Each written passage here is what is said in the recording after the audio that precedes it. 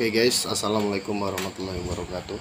Kembali lagi di channel saya, Idris Chel. Oke. Jadi demi mengisi kekosongan karena udah lama nggak bikin konten ya guys.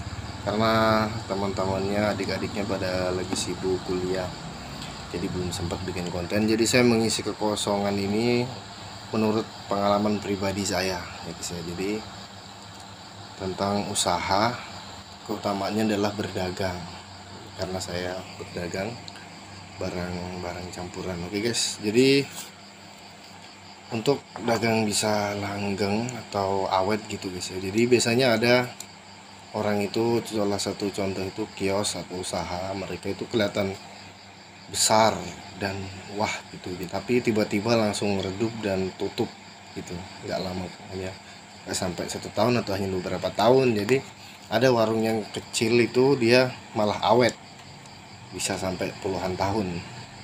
Jadi untuk berdagang ini kita mengikuti jejak Nabi.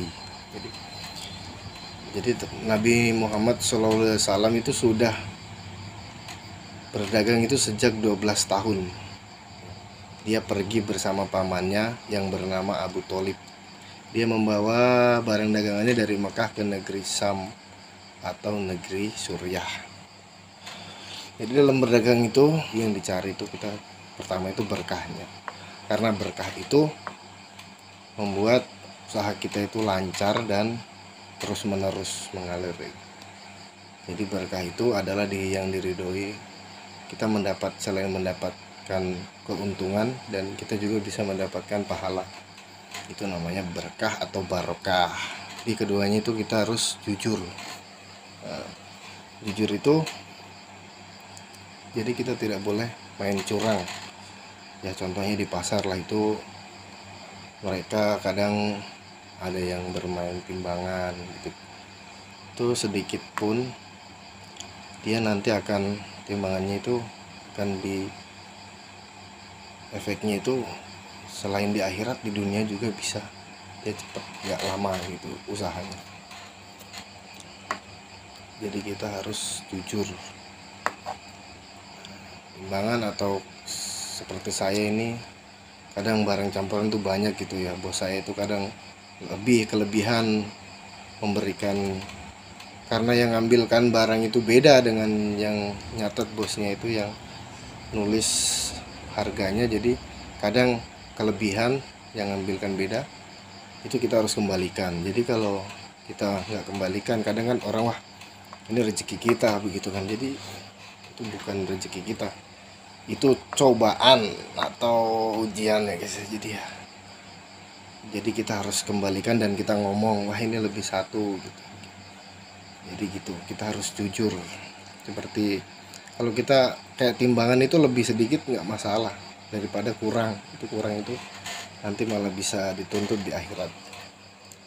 Dan mengambil keuntungan, kalau masalah mengambil keuntungan itu tidak boleh lebih dari 100%.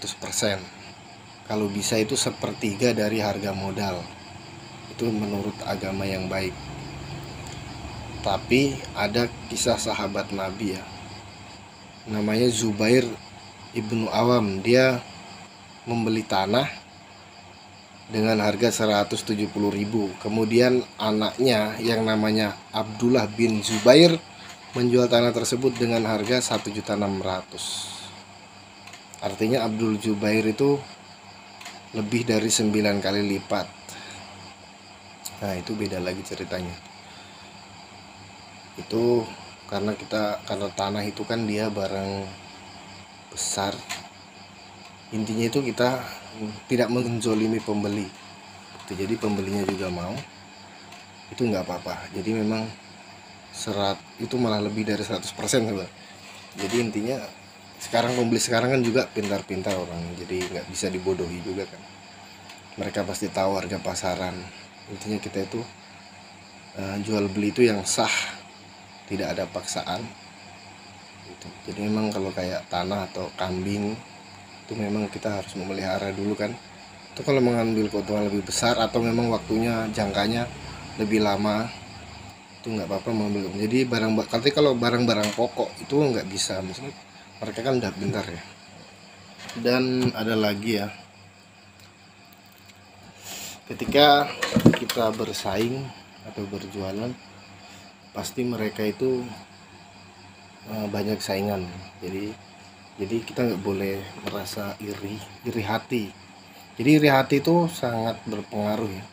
Jadi ketika kamu iri, yang kamu iri itu dia makin kaya dan kamu itu akan makin terpuruk atau semakin miskin gitu. Jadi kita nggak bisa